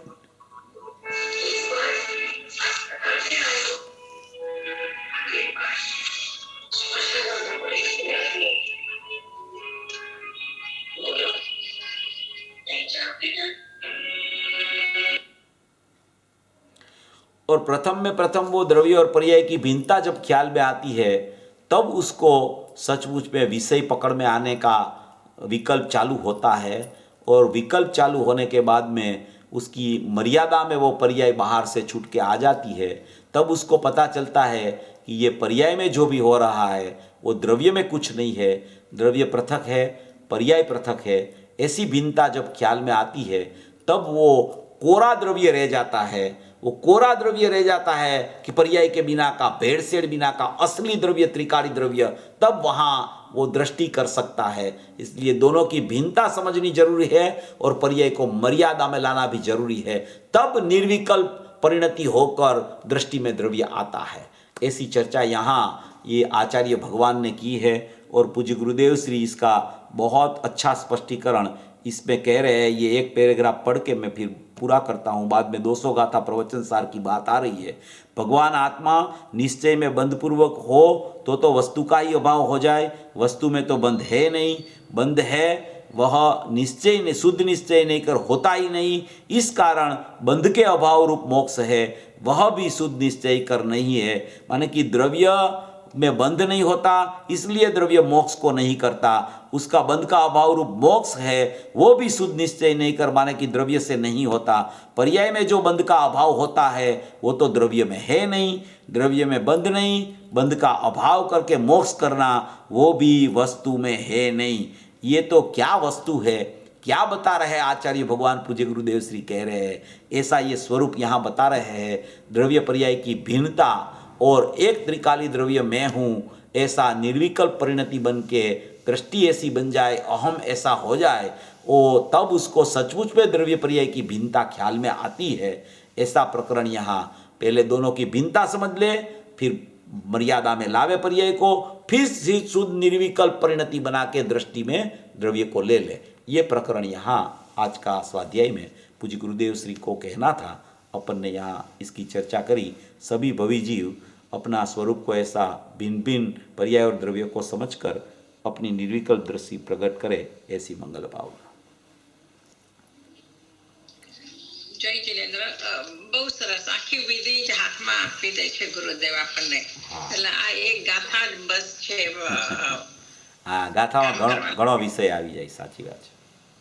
બહુ સરસ. જેને સવાલ હોય તે અનમ્યુટ કરીને એક પછી એક પૂછજો. તો અરુણાબેન શાહ, તમે પહેલા છો તો તમે પૂછી લો. હા, ચેતનભાઈ, આપે જે સ્પષ્ટીકરણ કર્યું ને, તો આ જેમ કલાબેને કીધું આખો સબ્જેક્ટ આખો છે, તો આ જ પ્રયોજનની સિદ્ધિ છે. એટલે નિરંતર સ્વભાવને ઉર્ધ્વ રાખવાથી માન્યતામાં બહારમાં રુચિ થઈ જ જાય છે. આપણે જો પર્પઝલી કરવા જઈએ તો એ વર્કઆઉટ નથી થતી. તો આ બાજુ આપણું સ્વાધ્યાય ને બધું ચાલુ હોય ને આ બાજુ એની મેળેથી પછી અરુચિ થઈ જાય છે. આનેથી વધુ તો બીજું શું કરી શકાય? એટલે तो आपकी बात सही है कि ऐसी रुचि पर तरफ चली जाती है। इतना समझ करने के बाद में भी वो रुचि क्यों वहाँ चली जाती है पर की तरफ, ऐसा आप कह रहे हो बराबर है। सबको प्रश्न यही होता है कि इतना समझते हैं, इतना गुरुदेव ने समझाया, फिर भी दृष्टि बाहर ही क्यों चली जाती है? इसलिए चली जाती है कि जितना स्वभाव का महिमा आना चाहिए उससे अधिक महिमा पर पदार्थों पर उसका चल रहा है। इसलिए पर पदार्थ की प्रीति नहीं छूटती है, संयोग की प्रीति नहीं छूटती है। इसके लिए स्वभाव ऐसा कभी स्पर्श नहीं किया पर्याय को उसने, फिर भी वो स्वभाव के प्रति उसकी धारा नहीं चलती है। उसकी महिमा जितनी आनी चाहिए उतनी महिमा उसको अंदर से सचमुच में भावपूर्वक नहीं आई है। अगर उसको ऐसी महिमा भावपूर्वक अगर आ जाती न तो नियम से उसको उसकी पर्याय में द्रव्य की पधरावनी नियम से हो जाती। मगर वो महिमा का ही काम है। इसमें महिमा के साथ रुचि होती है, रुचि के साथ उपयोग चलता रहता है।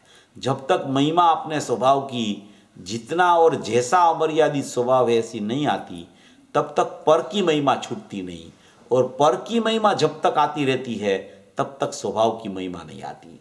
वो अपने अपने ऊपर है, अपने को सोचना है कि अपनी महिमा और अपना वलन और अपना उपयोग, अपनी दृष्टि कहाँ काम करती है।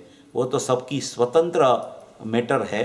उसको खुद को ही पता चलता है कि मेरा ज्ञान क्यों बाहर चला जाता है, मेरी दृष्टि इसलिए क्यों बाहर चली जाती है। वो अपने अपने को समझ करके अपना पुरुषार्थ में महिमा कैसे अपने द्रव्य का आवे तो पर का महिमा छूट जाए। ये एक ही विधि है जो आचार्यों ने बताई, जिनेंद्र परमात्मा ने बताई और पूज्य गुरुदेव श्री बता रहे हैं कि अपना जो नित्य स्वभाव है, कायमी स्वभाव है, कि जो कभी मरता ही नहीं, ऐसा न ऐसा रहता है, हैं, वो परिवर्तित भी नहीं होता, ऐसा न ऐसा रहता है, हैं? वो अजन्मी परमात्मा है, कभी जन्मता ही नहीं, कभी मरता ही नहीं, ऐसा न ऐसा रहता है।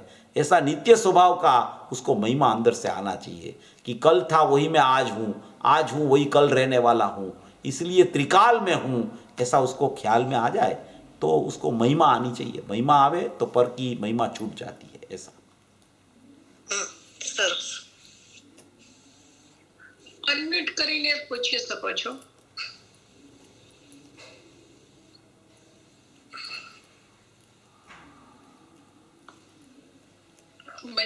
અહીંયા છે ને ઓકે કે ચેટ પર મૂકે છે કે ઓકે જરા વાંચું છું શું છે એટલે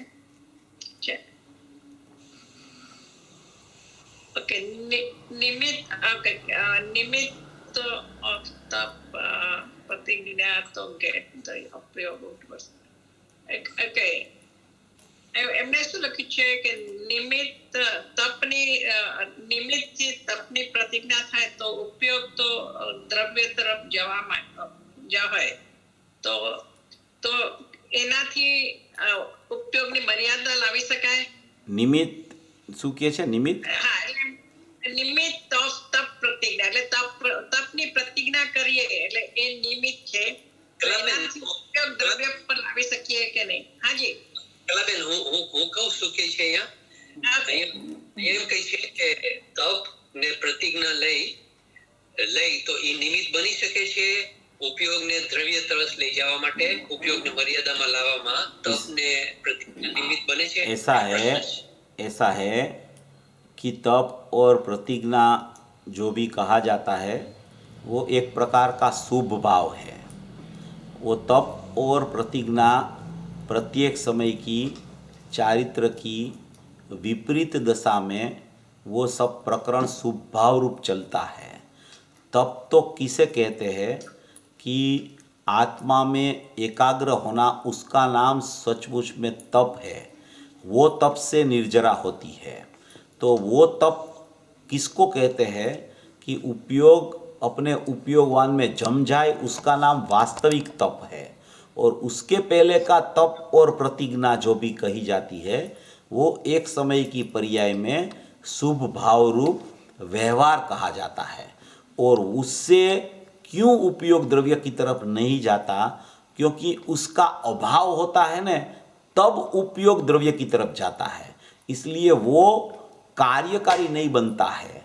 वो अभाव कभी भाव का काम नहीं कर सकता है. जो भाव वाला उपयोग है वो द्रव्य की तरफ जावे, वो भाव वाली दृष्टि है वो द्रव्य की तरफ जावे, तब वो प्रतिज्ञा और व्रत वाला जो पर्याय का भाव है उसका अभाव हो जाता है. तो अभाव है वो भाव में कार्यकारी नहीं होता. इसलिए वो एक शुभ भाव रूप बंध का कारण है. मगर उसके लिए ऐसा कुछ है नहीं कि ऐसा शुभ भाव से कोई उसकी परिणति अंदर उपयोग की काम करने लगे. एक प्रकार का मंद कसाई का परिणमन है, वो जिसको होता है उसको होता है, तो वो बात अलग है. वो शुभ भाव का परिणाम है और शुभ भाव बंध का कारण है. बंध का कारण से कभी मोक्ष का कारण प्रकट नहीं होता. उसका अभाव होता है तब उपयोग में मोक्ष का माने कि मोक्ष तरफ, माने कि मोक्ष स्वरूप भगवान आत्मा की तरफ वो उपयोग जाता है. इसलिए वो कोई कार्यकारी नहीं बनता वो, क्योंकि अनंत बार उसने ये काम कर लिया है. द्रव्यलिंगी मुनि भी अनंत बार वो हो गया है. अभी तो इतना शुभ भाव भी जीव का नहीं चलता है. इतना शुभ भाव तो अनंत बेर किया है. नवमी ग्रेवेक तब भी अनंत बार गया है वो, मगर वहाँ से भी फिर वापिस मिथ्यात्व रख के लौट के वापिस आ गया है. इसलिए वो कार्यकारी कुछ नहीं होता है. वो शुभ भाव बंध का कारण है. એમને શું લખ્યું છે કે અગર દ્રવ્યના લક્ષથી તપની પ્રતિજ્ઞા કરે તો એ કાર્યકારી થાય કે નહીં? એટલે કે એનાથી द्रव्य का लक्ष्य करके जो प्रतिज्ञा करता है तो वो प्रतिज्ञा तो क्या होता है कि द्रव्य का लक्ष्य किया तो सम्यक दर्शन हो गया. सम्यक दर्शन के बाद में जो व्रत नियम तप होता है वो भी शुभ भाव है.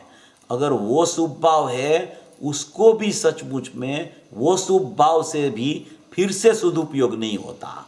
मगर वो शुभ भाव का इतना प्रकरण है कि जो मिथ्या दृष्टि का शुभ भाव होता है और ज्ञानी का शुभ भाव होता है, उसमें अंतर इतना है कि वो शुभ भाव को व्यवहार कहा जाता है और अज्ञानी का शुभ भाव को अज्ञान कहा जाता है।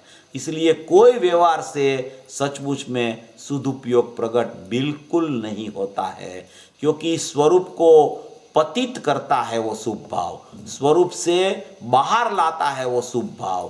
कोई भी व्रत नियम तप है वो सचमुच में वो चारित्र का मल और मेल है, वो चारित्र नहीं है।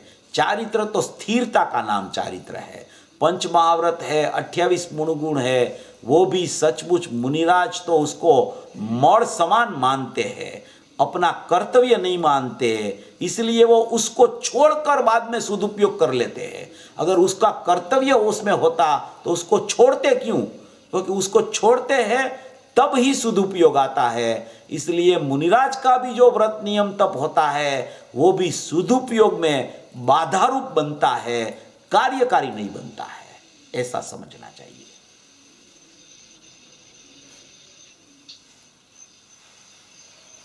તો એમને સવાલ કરે છે તો શું કોઈએ કરવું નહીં વ્રત? नहीं करना नहीं करने की तो बात ही नहीं है। वो तो अपनी पर्याय में होने योग परिणाम हो जाता है। उसको ऐसा शुभाशुभ भाव मेरा परिणाम में आया, मैं तो उसका जानने वाला हूँ, वो जानने वाले पर चला जाना, और जानने वाले हूँ तो जाननहार की दृष्टि हो जाएगी। ऐसा करना चाहिए कि वो व्रत नियम तब हो गया, शुभ भाव हुआ तो शुभ भाव है वो हुआ तो वो तो आने योग परिणाम आता है, होने योग परिणाम होता है। वो होने योग परिणाम हुआ तो उसका कर्ता मानना अपने को, तो वो तो कर्ता बन गया शुभ भाव का, तो वो तो वहां से निकलेगा ही नहीं कभी। वो कर्ता नहीं बनता है। आने वाली पर्याय आती रहती है, जानने वाली पर्याय जानती रहती है, और जानने वाली पर्याय जान के वहां से अपना जानने का उपयोग हटाकर अपना त्रिकालिक नायक स्वभाव जानने वाला है उस तरफ चली जावे तो उसको निर्विकल्पता का स्वाद आ जाता है। ऐसा मंजरी बहन, आपको बराबर समझ में आ गया होगा, नहीं हुआ तो आप स्ट्रेट पूछ भी सकते हो, અને બીજા કોઈને સવાલ હોય તો પૂછી શકે છે। ગીતાબેન શાહ। ચેતનભાઈ, જય જિનેન્દ્ર। हाँ जी। આપણે દ્રવ્ય અજ્ઞાની જ્યારે દ્રવ્ય દ્રષ્ટિનો અભ્યાસ કરે છે ત્યારે એ દ્રવ્ય અને પર્યાયનું સ્વરૂપ માહિતી રૂપે જાણી અને પછી દ્રવ્ય દ્રષ્ટિ કરે છે, અને પછી જ્યારે એટલે સમ્યક દર્શન થાય છે ત્યારે ખરેખર દ્રવ્ય સ્વભાવ ને પર્યાય સ્વભાવ યથાર્થ રીતે સમજાય છે, એમ કહી શકાય કે ખરેખરું જ્ઞાન દ્રવ્ય પર્યાયનું પછી જ થાય છે? દ્રવ્ય પર્યાયનું ज्ञान द्रव्य और पर्याय का तो वास्तविक यथार्थता तो अनुभव के बाद में ही ख्याल में आती है, मगर एक उसमें और भी बात है कि वास्तविक यथार्थता तो दृष्टि बने बिना किसी को नहीं होती। मगर दूसरी बात यह है कि कोई भी अज्ञानी जीव हो उसको द्रव्य और पर्याय वो शास्त्रों से ज्ञानी ने जो निरूपण किया है, जैसे अपन को क्या हुआ कि ये गुरुदेव ने कहा कि तेरी पर्याय में राग चल रहा है, तेरी पर्याय में परिणमन चल रहा है, तेरी पर्याय एक समय की, तेरा द्रव्य त्रिकाल है, तो वो ज्ञानी का वचन पर श्रद्धा रख के उसको इतना अनुमान में ख्याल आता है कि ये पर्याय का स्वरूप है और ये द्रव्य का स्वरूप है। एकांत से ऐसा नहीं होता कि उसको कुछ द्रव्य पर्याय का ख्याल ही नहीं आता, इसलिए पर्याय का ख्याल करना ही बंद कर दो, हैं, खाली द्रव्य का ही ख्याल करो, ऐसा भी वचन आवे, ऐसा गुरुदेव भी कोई कोई बार कहे। मगर उसमें कहने का तात्पर्य क्या होता है कि पर्याय की प्रीति छोड़ देना, पर्याय का प्रेम छोड़ देना, पर्याय का लक्ष्य छोड़ देना। उसका मतलब ये नहीं है कि पर्याय तो समझ में ही अनुभव के बाद में आती है, इसलिए पर्याय को विचार में ही नहीं लेना, पर्याय की क्या, पर्याय को देखना ही नहीं, पर्याय को कुछ समझने का भी जरूरत नहीं। अगर ऐसा होता न तो गुरुदेव इतना खुलासा क्यों करते? अज्ञानियों के सामने गुरुदेव ने ये द्रव्य पर्याय की शास्त्रोक्त चर्चाएं हैं उसको 45 साल तक कही है। वो उसको क्या जरूरत पड़ी कहने की? ये सब क्यों कहा उसने गुरुदेव ने? अपन उसी तरह से पहले विचार में रखें ये सब बातें कि गुरुदेव ने ऐसा क्यों किया। गुरुदेव पर्याय की बात आवे तो पर्याय का स्पष्टीकरण करे, द्रव्य की बात आवे तो द्रव्य का स्पष्टीकरण करे, दोनों का स्पष्टीकरण करके फिर ये भी कहे कि भाई तुझे सचमुच द्रव्य की दृष्टि नहीं होगी ना तब तक पर्याय का सच्चा ज्ञान भी नहीं होगा। तो उसका मतलब ये नहीं है कि उसने पहले पर्याय का ज्ञान कराया, वो ऐसे ही मुफ्त में करा दिया था, तुमको वो जरूरत ही नहीं थी, मगर मैं तो बोलता ही रहता था क्योंकि वो तो अनुभव होगा तब हो जाएगा सब। ऐसा नहीं होता है। ज्ञानी का अभिप्राय जो होता है उसको नहीं कही जाती है और उसके द्वारा ज्ञानी सब अपनी बात प्रदर्शित करते हैं और प्रदर्शित करने के लिए अज्ञानी को द्रव्य पर्याय का स्वरूप समझ में आवे इसीलिए ही वो कहते हैं। ऐसा नहीं है कि अज्ञान दशा में अनुमान में भी कुछ द्रव्य पर्याय का ख्याल नहीं आता उसको, तो कोई ज्ञानी उसका स्पष्टीकरण ही नहीं करते, तो समझने की जरूरत ही नहीं पड़ती। इसलिए एकांत से ऐसा नहीं होता है। ये बात सही है कि अनुभव के बाद में वास्तविक उसको पता चल जाता है कि द्रव्य क्या है और पर्याय क्या है। गुरुदेव ने एक बार बोला, गुरुदेव ने एक बार एक प्रवचन में 2-3 बार ये बात आई है, इतना मैंने जितना प्रवचन सुना है उसमें 2 या 3 बार बात आई है कि एक समय की पर्याय उसकी पकड़ में आ जाए तो सदुपयोग हो जाए, ऐसा गुरुदेव ने 2-3 बार कहा। तो उसका मतलब ये है कि उसकी एक समय की पर्याय उसकी पकड़ में नहीं आ सकती है। तो एक समय की पर्याय पकड़ में नहीं आ सकती है, उसका मतलब ये नहीं है कि पर्याय को अपने को समझना ही बंद कर देना, क्योंकि वो पकड़ में ही नहीं आती है, फिर अपने को उसको क्यों समझना, अपने को उसको क्यों विचार करना उसके ऊपर। अरे भाई ऐसा नहीं है, वहाँ तो ये बात कहनी है कि तू ऐसा विचार करेगा कि ये तेरी पर्याय प्रकट होके कहाँ चली गई, तो वो तुझे तुरंत पकड़ में नहीं आती, वो थोड़ा काल असंख्य पर्याय चली जाती है, बाद में उपयोग इतना छद्मस्त का उपयोग है, वो छद्मस्त का उपयोग इतना सामर्थ्यवान नहीं है, इसलिए उसको तुरंत नहीं पकड़ सकता। वो केवली का उपयोग पकड़ सकता है, छद्मस्त का उपयोग नहीं पकड़ सकता। इसलिए ये सब बातें आती है, तो उसकी खतौनी समझपूर्वक होनी चाहिए। गुरुदेव ने जो स्पष्टीकरण किया है, नहीं तो उसको स्पष्टीकरण करने की द्रव्य पर्याय की जरूरत ही नहीं पड़ती। इसलिए ऐसा समझकर पर्याय का ख्याल भी आता है ना, अज्ञानी जीव को ख्याल नहीं आता है पर्याय क्या है। राग का भी ख्याल आता है, राग पकड़ में भी आता है, तो वो राग क्या है, वो पर्याय में होता है, तो पर्याय का ख्याल आया ना। ऐसा नहीं है, ऐसा एकदम ऐसी कोई बातें नहीं होती। यथार्थ वास्तविक उसको वेदन पूर्वक ख्याल आता है, वो उस अपेक्षा से बात है, ऐसा समझना चाहिए। બરાબર છે એમાં જ સમજણ હતી। હા, તમને પૂછીને કન્ફર્મ કર્યું। નહીં બરાબર, સારું કહ્યું।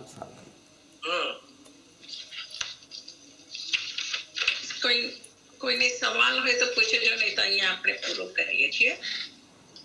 ચેતનભાઈ, આપના બીજા પ્રવચનો છે પરમાત્મા પ્રકાશ ઉપર? કારણ કે હું જ્યારે 97 ગાથા સાંભળું છું ને, તમે 2-3 વાર મેન્શન કરો છો રાજકોટમાં કે આપણે 100મી ગાથા પરમાત્મા પ્રકાશની કરી, એટલે તમે સાથે મળીને સાંભળી કે તમારા પ્રવચનો છે?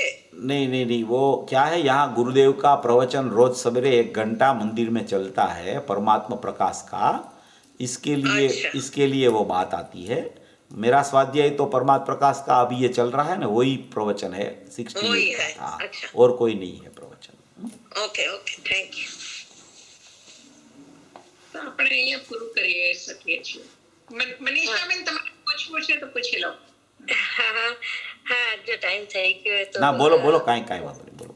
હા, ના, મારે આજની જે પણ ચર્ચા થઈ અને ગુરુદેવશ્રીએ જે અનંત પુરુષાર્થની વાત કરી અને આપે પણ એ અનંત પુરુષાર્થ ઉપર આટલું વચન દઈને કર્યું, તો એના થોડાક મુદ્દા આપણને ખ્યાલ આવે ને। આપ તો સર્વાંગથી જ કીધી ને કે જ્યારે જ્યારે જે વાત આવતી હોય એ પ્રમાણે આપણે સમજીએ અને પછી સર્વાંગે બધું સમજીને એના ઉપર જે પુરુષાર્થ કરીને દ્રષ્ટિ દ્રવ્ય ઉપર જાય, એવો પુરુષાર્થ માટે શું આવશ્યકતા છે? ક્યાં કઈ મિસ થઈ રહ્યું છે? આજે તો તમે એ પ્રશ્નનો ઉત્તર ન આપો, પણ એ થોડા મુદ્દાઓ ખ્યાલમાં આવે ને તો I આપણે think, આવતી વખતે એ વિષય લઈ લેશું જરા. આપણે શરૂઆતમાં ચાલુ કરશું ને ત્યારે એ વિષય લઈ લેશું આવતી વખતે. આખો વિધિસર લેવો પડશે વિષય થોડું ટાઈમ લાગશે. હા. લઈ લેશું હા, ચોક્કસ. બહુ સરસ. એટલે હા. મારે એક બીજું પણ એડ કરવું હતું કે લાઈક ગુરુદેવશ્રીએ કે બાબુજીએ કે તમારું સદાચાર વાળું જીવન પ્રત્યે જે પ્રકાશ નાખ્યો હોય, અને હમણાં આપણે જે બેનનો સવાલ આવ્યો અને શ્રીમદજીની જે ગાથા છે ત્યાગ વિરાગ ન ચિત્તમાં થાય નયન જ્ઞાન અને હા. અટકે ત્યાગ વિરાગમાં, તો એ બધું કોમ્બિનેશન થોડુંક ખ્યાલ આવે ને તો હા, એ તો એવું છે. આત્માર્થી કોઈ પણ જીવ હોય એનું જીवन हिंदीમાં બોલજો. आत्मार्थी कोई भी जीव होता है जो गुरुदेव को सुनता है, जो सचमुच में अपना आत्मा को खोजने के लिए निकला होता है, उसको आत्मा के अलावा किसी की रुचि नहीं होती है, संसार की रुचि तो एकदम उड़ गई होती है उसको. उसके लिए उसके जीवन में ये सदाचार तो स्वयं बन जाते हैं. उसको बनाना नहीं पड़ता है. जैसे कोई जीव रात्रि भोजन तो करता नहीं है गुरुदेव को सुनने वाला, अगर करता है तो वो तो गलत तरीका है, वो होता ही नहीं. वो तो पहली बात है. भगवान का वंदन करने जहाँ व्यवस्था है वहाँ नहीं जाता हो तो उसकी तो कोई पात्रता ही नहीं है. गुरुदेव की वाणी ही नहीं सुनता हो तो भी उसकी पात्रता ही नहीं है.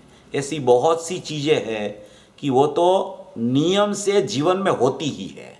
अगर ये नहीं होवे ने तो कोई ये अध्यात्म की बात सुनने के लिए अधिकारीपना भी उसका सचमुच में नहीं होता है. ये तो पहली बात है. इतनी तो उसकी लायकात पात्रता होती ही है. अगर ये नहीं होती है तब तो ये सुनना खाली सुनने के लिए हो जाता है. माने कि ये सहज प्रक्रिया है, इसको करनी नहीं पड़ती है, ये सहज हो जाता है, सहज में होता ही है जीवन में. ऐसा नहीं होवे तो फिर कोई मतलब ही नहीं रहता है. दूसरी नीचे वाली बात तो मैं कुछ नहीं करता ज़्यादा, बाकी ऐसी तो बहुत सी बातें हैं, मगर वो बात तो अपने को कोई मतलब नहीं है करने से. मुमुक्षुओं के जीवन में ऐसा तो होता ही नहीं है, इसलिए वो तो बात ही नहीं है. मगर ऐसा सामान्य व्यवहार तो उसके जीवन में पहले से ही होता है. वो जन्म लेता है दिगंबर में या तो जैन में, तो जैन कुल में आता है तो उससे पहले तो ये इतने सामान्य संस्कार तो पहले से ही चलने लगते हैं. अगर वो संस्कार नहीं हो, देखो गुरुदेव कितना बता रहे हैं कि हम इतनी छोटी सी उम्र में हम चौबियार करते थे, पानी का बिंदु नहीं लेते थे, 8 दिन में 4 दिन पानी के बिना का उपवास चौबियारा करते थे. तो ये गुरुदेव के पास अपने को ये सीखना है. ये गुरुदेव की बात अपन यहाँ पढ़ते हैं ना, वो किसके लिए पढ़ते हैं कि सब लोगों को पता चले कि गुरुदेव का जीवन कैसा था. अपन गुरुदेव की ऊंची बात तो सब बोल देते हैं, बात कर भी लेते हैं, मगर सामान्य बात पर भी अपना अगर कोई ठिकाना नहीं हो तो वो ऊंची बात तक ही रह जाती है. ऐसा नहीं होता है. वेदी तो पहले प्रमाणिक होनी चाहिए, तभी भगवान विराजमान होते हैं उधर. तो ये सब बहुत सही ढंग से सोचना चाहिए. ये बात सही है आपकी कि सदाचार वाला कुछ है ही नहीं. माने कि सदाचार किसको बोलना कि ये तो सब जीवन में पहले से ही होता है. अगर ये नहीं हो तो सब गलत है, तो कोई आत्मार्थपना ही नहीं है. तो फिर ऐसा इस तरीके से समझना इसको. हाँ जी, बहुत शुक्रिया. જીનવાણી લઈ લઈ. अहो उपकार जिनवरनो कुंदनो ध्वनि दिव्यनो, जीन कुंद ध्वनि आप्या अहो आ गुरु काननो. जीन कुंद ध्वनि आप्या अहो आ गुरु राजनो. जावाणी के ज्ञान से सूझे लोकालोक, सोवाणी मस्तक नमो सदा द्वैत हूँ. 9 વાર નમસ્કાર મંત્ર.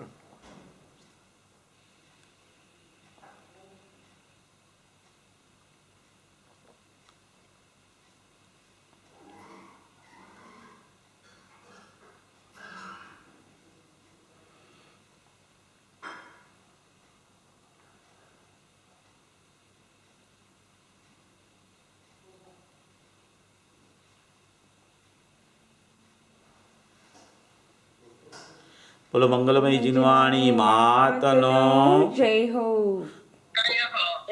જય હો. પરમ કૃપાળુ અનંત અનંત અનંત ઉપકારી શ્રી સદગુરુદેવનો જય હો.